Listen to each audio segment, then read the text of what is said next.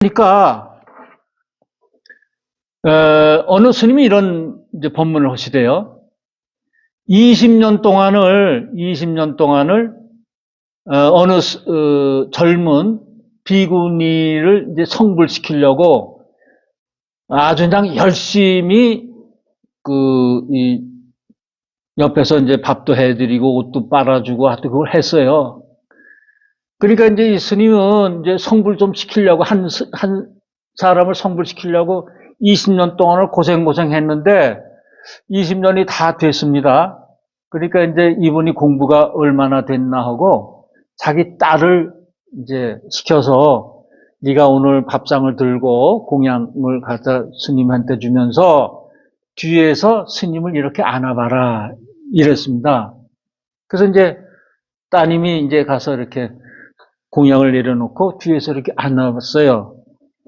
그러고 나서 스님 내가 안으니까 어떠세요? 그랬더니 이 스님 젊은 남자가 이런 말씀해요.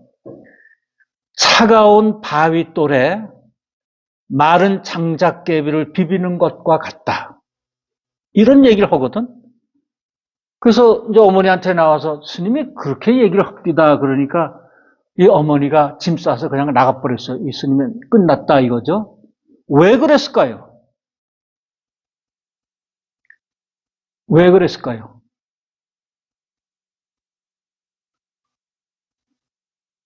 젊은 여자가 와서 이렇게 껴안으니까 차가운 바위돌에, 자긴 바위돌이라는 거죠. 차가운 바위돌에 마른 장작개비가 와서 비비는 거와 같다. 그래서 이제 실망하고 떠났다는 건데, 그건 무슨 말씀이냐 하면, 이제 12년법에 쭉 해서 수까지 왔잖아요, 수. 수까지 왔으면 이제 수는 뭐에 감지작용 아닙니까? 그러면 이제 스님은 어떤 마음을 갖고 이게 돌을 닦았냐 하면, 내가 돌을 닦은 데는 여자도 멀리해야 되고 이렇게 따뜻한 게 와서도 안 돼. 이거 감촉하면 안 돼. 마음을 굳게 닦고 있었다는 거예요. 자기가 법을 이게 뭐예요? 일체법을 정했다는 거예요. 일체법으로 자기는 무장을 했어. 이러면 안 되지. 근데 어때요? 여자가 와서 안으면 따뜻하고 그 감촉이 있잖아요. 그러면 감촉 있는 걸 스스로 해야 되는데 이 스님은 뭐예요? 분별을 했어. 이러면 안 되지. 나는 여자가 유혹을 감싸도 나는 이거 유혹해 넘어가면 안 돼. 그리고 자기를 일제법으로 중심을 잡았는데 그거는 자연적인 것으로 아니다 이거야. 같은 예로 제가 이제 여기 처음에 대법사님이 그때 머리 길르시고 그 김회장님하고 이제 두 분이 참 항상 여기서 계셨는데 이제 주무시기는 저기 양로원에서 여기서 주무시고 현물차 들어가시기 전이죠 한참. 근데 이제 저는 이제 시간만 나면 여기 이제 또 올라옵니다. 밤에 이제 뭐 기도도 좀 하고 스님을 좀 뵈려고. 근데 그때 올 때 저녁 공양 시간이 됐어요. 근데 저보고 이놈 목사님 저 차 가지고 가셔서 저기 이발소에 가서 저 대법사님 모셔오세요 이러더라고요. 그래서 제가 이제 여기 이발관이 있었어요. 조금 더 내려가면. 그래서 이발관에 가서 이제 하는데 두 분이 이발을 하시더라고. 이렇게 누워서 하는데 그때 이발관은 이렇게 여자들이 이렇게 안마해 줬어요. 안마해 주시면서 좀 뭐라 그럴까? 좀 짓궂은 그 안마하는 양반은 뭐 남자들 막 만진다. 아무데나 막 만진다고요. 근데 이제 오는데 그러세요. 그래서 두 분을 모시고 이제 왔는데 이러시더라고요. 김 회장은 아직 멀었어. 그러시더라고 대법사님은. 그게 무슨 말씀이세요 했더니 이렇게 안마를 하고 이렇게 이상한 데를 만지니까 이게 만지지 말고 손으로 툭툭툭툭 치더래. 김 회장은. 근데 그거 뭐 칠 게 뭐 있어? 그냥 그렇게 하는 거지. 그리고 그냥 네가 그런가 보다.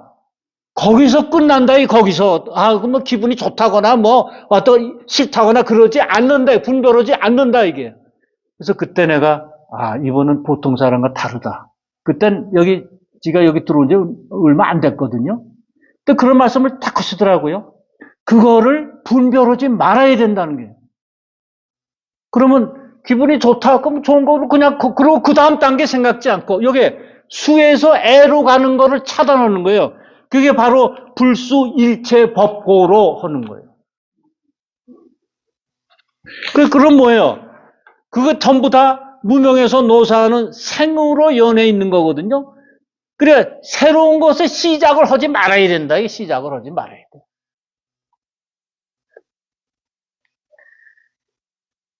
그 다음에 263쪽 이 법을 말씀할 때 600만 원 나이타 중생 모든 괴로움을 다 여의고 아라한을 이루네. 둘째 번 설법할 적에 천만억 항하사 중생 모든 법을 받지 아니해 모두 아라한 이루니 이때부터 도를 이루니 그 수요 한량이 없어 만억 급 동안 셈을 하여도 그 끝을 얻을 수 없어. 그때 16왕자들 출가하여 삼위가 되어 부처님께 청하는 말씀 대승법을 연설해 주소서. 저희와 여러 시중들 모두 다 부처 이루어 세존과 같이 지혜 있는 깨끗하게 제일되고자. 부처님은 동자들의 마음과 전세 수행한 일 아시고 한량이 없는 인연과 갖가지 비유들로서 6가지 바람일다와 그 밖에 신통한 일을 말하며 보살의 행하는 도와 진실한 법을 분별하시고 이 묘법 연화경 말씀하시니 항아의 모래같이 많은 개송 그 부처님 법화경 연설하신 뒤 고얀 방에서 선정에 들어 한 곳에서 일심으로 84,000겁 동안 앉아 계시니 그 여러 사미들 부처님 선정에 드신 줄 알고 한량없는 억만 중생에게 위 없는 부처의 지혜 말하며 제각기 법상에 앉아 이 대승경 연설하고 부처님 열반하신 후 그 교하는 법을 도우니 그 여러 사미들이 제도한 중생의 수여 600만억 항아의 모래로 계산하리만큼 많았고. 그래서 이제 그 16왕자가 이제 출가해서 이제 하는데 그 안에 이제 법문을 이제 해습조하고 법문을 듣지 않습니까? 그 장면을 이제 여기다가 개성으로 말했습니다. 263쪽을 보면은, 한번 봐주세요. 1000만억, 그러니까 600만원 나이타 중생이랬잖아요, 천만에. 600만원 나이타 중생이라는 건 뭐냐면, 육도를 얘기하는 거예요. 지옥, 아기, 축생, 수라, 인, 천. 육도를 얘기하는 거예요, 600만억. 그러니까 그 법을 아주 말씀할 때 육도를, 이렇게, 육도에 있는 중생. 근데 그럼 이게 육도가 이렇게 정해진 게 아니라 이것도 뭐예요? 어떻게 보면 실체가 없는 거죠? 그러니까 우리가 어느 때에는 실체가 없기 때문에 어떤 때에는 정말 지옥에 떨어질 수도 있고 어느 때는 천상에 올라갈 수도 있잖아요. 만약 이게 육도가 실체가 있다면 뭐예요? 우리 지옥에 떨어진 놈은 항상 지옥에 있어야 되고 천상에 있는 건 항상 천상에만 있어야 되잖아요. 근데 우리가 하루에도 12번씩 마음이 들쭉날쭉하고 어떤 때는 정말 내가 하늘을 날 것 같이 즐겁고 어떤 때는 정말 지옥과 같이 죽고 싶고 이런 건 뭐예요? 실체가 없기 때문에 그래요. 그러니까 606도도 실체가 없다는 것을 화성유품을 통해서 우리가 안 거예요.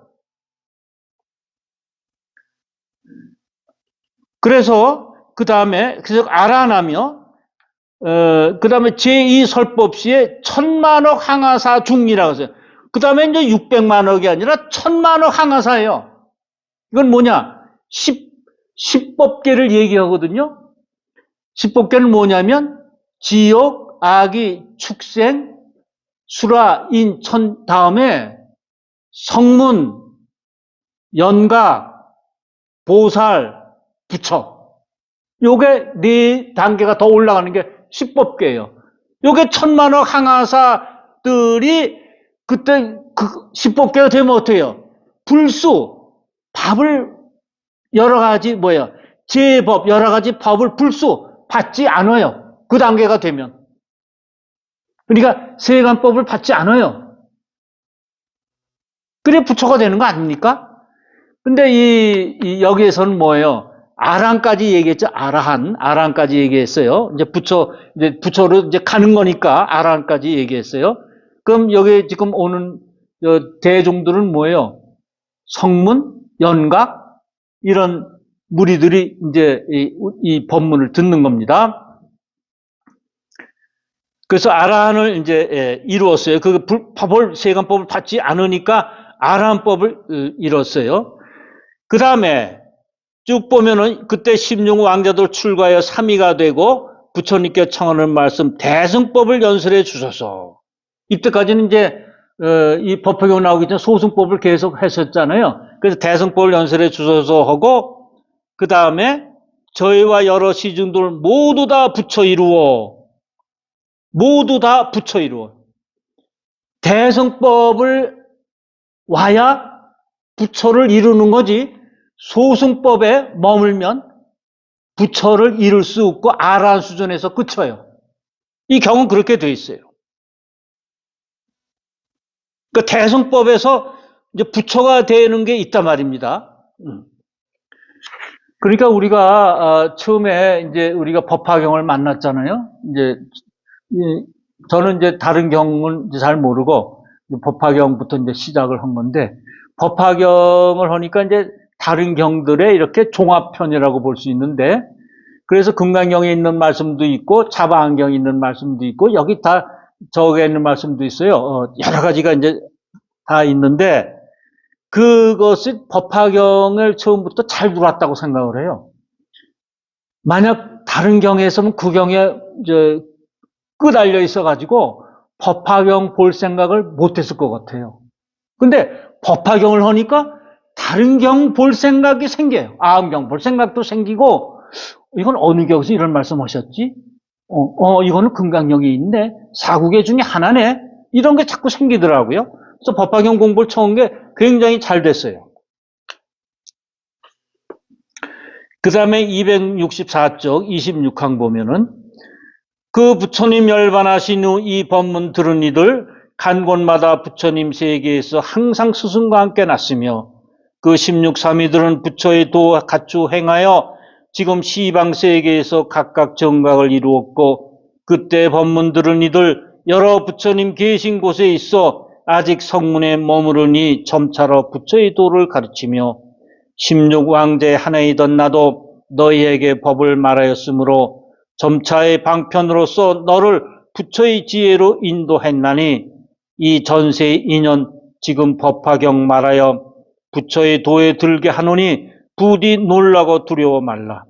비유컨대 험악한 길 외딸고 멀고 흉악한 짐승 많은 곳, 게다가 물과 풀까지 없어 사람들이 무서워하는 곳, 수없는 천만 명물이 그의 길을 걸어가려는데 길은 멀고도 멀어 500유순이 넘는다고.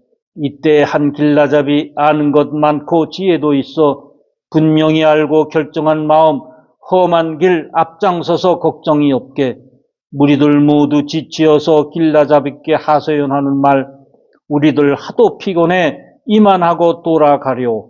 길라잡이 스스로 생각하기를 저 사람 딱한 무리들 여기 왔다 어째서 되돌아가고 많은 보물을 버리려는가. 가만히 방편을 생각하되 내 이제 신통한 힘내어 굉장한 도성을 만들어 놓고 훌륭한 저택을 조화로 꾸며 주위엔 원림이 둘러져 있고 맑은 시냇물 깨끗한 목욕터, 고루고각의 안팎대문들, 남자와 여자 가득히 사는 이렇게 도성을 만들어 놓고 무리를 위로해 달래는 말, 걱정들 말고 이 성에 들어가 그대들이 마음대로 즐기고 살라. 여러 사람들 그 성에 들어가 마음이 한없이 즐거워 편안하다는 생각을 내고 건너 왔노라 자부하였다.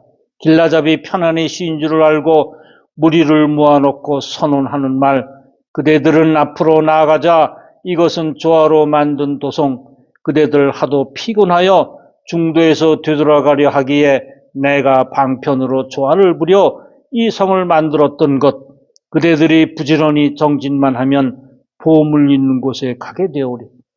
그래서 이제 여기 화성유품에 화성의 비유가 나옵니다. 근데 500유순 되는 데를 이제 가는데 300유순에서 이제 지쳐서 많은 사람들이 못 가니까 이제 그 길라잡이가 방편을 내서 이제 도성을 만들어 가지고 이렇게 나머지를 더 끌고 가서 보물을 찾는 거죠. 그 보물 찾는 게 안욕따라 303보리를 얻는 거죠. 그러면 전 이런 생각을 했습니다. 여기 보면은 간 곳마다 세계에서 항상 스승과 함께 갔으며 났으며 했어요. 우리가 이렇게 이상에서 이렇게 만나서 법화경을 공부하는 것은 지금 이상에서 어떻게 만나가지고 일광사에서 이렇게 만나서 하기 전에 오래전부터 항상 그래 왔다는 거죠. 그래서 이 경은 나와 이렇게 조금 멀리 이 경은 경이고 난 나다 할 때는 아무 적이 없는데 이 경이 내 히스토리다. 내 역사를 얘기해 준지도 모르다 하고 보면은 조금 가까이 올 수가 있어요. 제가 처음에 오니까 이런 말씀 하세요. 이제 처음에 고법사에 이제 그때 반포에 같이 살았을 때인데 한번 가보자 그래서 저하고 집사람하고 이제 애들 둘. 그때 애들 둘이었어요. 왔는데 딱 이제 저 조그만 방에서 담배 올리고 그러니까 이제 왔나? 저 옛날에 우리 저 묘법당에서 같이 공부했어 이러시더라고요. 그래서 그게 그때 무슨 말씀인지 그때 잘 생각이 안 됐어요. 근데 짓고 맞구만. 이제 그러시더라고요. 그러니까 이게 옛날부터 이게 작정이 돼 있던 거지 그냥 우리가 불쑥 이렇게 만난 게 아닌 거예요. 그래서 부처님 기서에게서 항상 함께 났으며 그 다음에 500유순이나 되는 이때 한 길라잡이가 있잖아요. 우리는 뭐냐면 어느 정도 300유순에 왔다 하고 자기가 사업으로 성공을 좀 했다거나 또는 공부로 조금 이루어졌다거나 뭐가 이루어지면은 그때 여기서 난 이런 말씀 많이 해요. 그냥 더도 말고 그냥 나 현세에서 이렇게 있으면 좋겠어. 더 그냥 나 돈 있는 거 요 정도 갖고 있어도 충분하고 애들 다 저 시집장가 다 보내고 뭐 이 정도 했으면 나 돼. 요게 300유순이에요. 그걸 만족하고 있을 때. 그리고 저 사고 안 났으면 좋겠어. 차고 나면 내가 살아있을 때 애들이라도 다치고 그러면 그 꼴을 어떻게 봐? 그 애들과 잘못되기 전에 내가 먼저 죽는 게 낫지. 이런 얘기 한단 말이에요. 요게 지금에 만족하고 있는 게 300유순. 우리 그런 게 있어요. 항상 누구나 있어요. 그 다음에 뭐야? 그 다음에는 더 가야 되는데 거기서 머무른단 말이에요. 그때 길라잡이가 나와. 뜻을 갖고 있으면 서운을 세우면 길라잡이가 나오는데 그 길라잡이는 스승일 수도 있고 친구일 수도 있고 부모일 수도 있고 동네 어른일 수도 있고 그 길라잡이가 꼭 나와요. 서운을 세우지 않으면 그게 부처님 원력이 작용되지 않기 때문에 안 오는데 서운을 세우면 그게 부처님의 원력으로 그게 나와요. 그래서 그 얘기를 하는 거예요. 우리 인생에 길라잡이가 있다 이겁니다. 그래서 최종 목표까지 우리를 데려다 주는 거예요. 그런데 그냥 앉아서 난 이렇게 되면 이제 뭐 누가 이렇게 해주게 아니에요. 이 경을 보면은 300유순까지 그냥 길을 쓰고 가가지고 거기서 조금 이제 마음이 좀 이렇게 푸근해지고 좀 느슨해지잖아요. 그럴 때 두 갈래 길로 안 가는 사람, 길라잡이가 안 나오면 못 가겠죠. 근데 길라잡이가 나와요. 그게 뭐 성인의 책이 될 수도 있고 그 길라잡이 나올 수도 있습니다.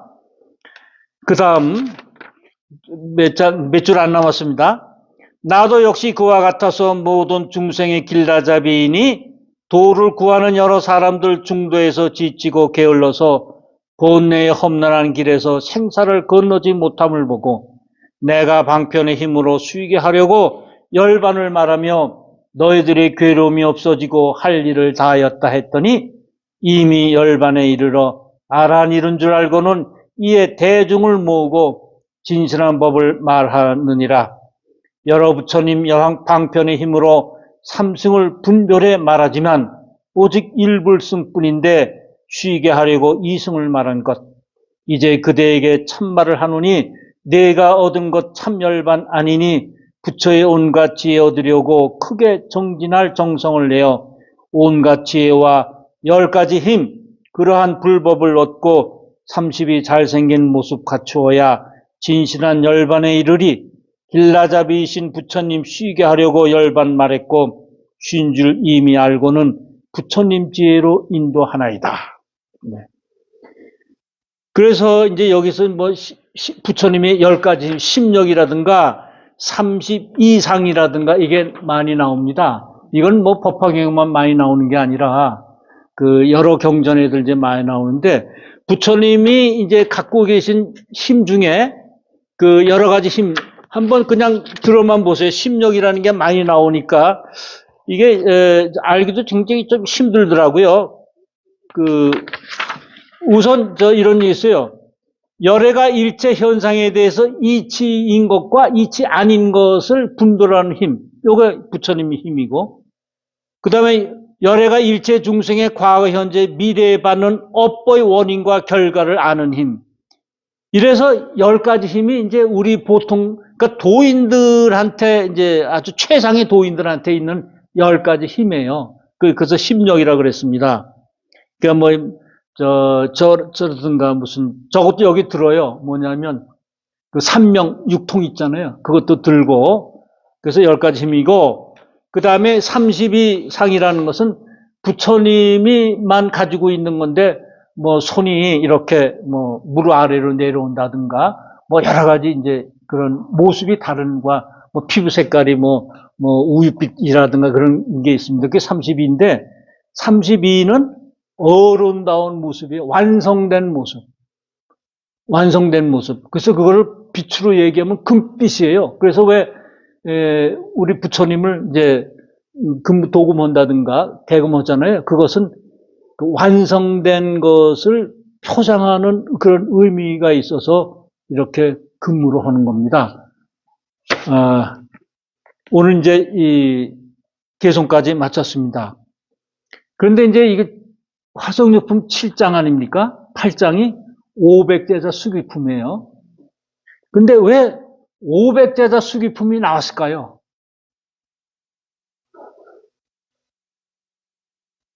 네? 이 내용은 뭐냐면, 이제 가난하게 살는, 이제, 여기도 비유가 나오죠? 옷 속에 보물이라 그래가지고, 가난하게 사는 이제 사람한테 친구가 와서 잠들어 있는데 옷 속에 보물을 넣어주고 떠나잖아요. 자기는 관청일로 떠나는데 한참 후에 보니까 그 보물을 있는 줄도 모르고 그 가난한 친구 그냥 구걸하고 다니는 겁니다. 그러니까 그 친구가 나 전에 너한테 옷 속에 보물을 넣었는데 어때 이 사람이 그걸 알지 못하고 그랬나. 그래가지고 참 나중에 오용락을 누리면서 찾아갈 수 있는 걸 너 왜 그러나 하고 이제 간탄하는 거 아닙니까? 그 비유가 나오죠. 옷 속의 보물. 왜 500제자 수기품이라고 그랬을까요? 500제자가 다 수기를 받는 겁니다. 그래서 이 법화경은 수기경이라고 하는 얘기가 맞습니다. 한꺼번에 보명열애라는 거 한꺼번에 받아요. 보명이라 500명이 보명이라고 수기를 내려요. 500 우리가 화성유품에서 500유순을 가서 부처를 만나죠. 500제자라는 뜻은 뭐 정말 500명을 쭉 세워서 500제자한테 수기를 주는 겁니까? 아니죠. 그 오용락을 물리치면 수기가 온다는 거예요. 그러면 이거는 500명한테 얘기하는 게 아니라 누구한테 얘기하는 거예요? 우리 각자한테 얘기하는 거예요. 그래서 그 다음에 500제자 수기품이 나옵니다. 법화경에 이 순서만 한다든가 이 짜임새는 참 이게 아주 묘하게 돼 있어요. 예. 그래서 다음에는 500제자 수기품 공부를 하겠습니다. 예. 고맙습니다. 예, 예.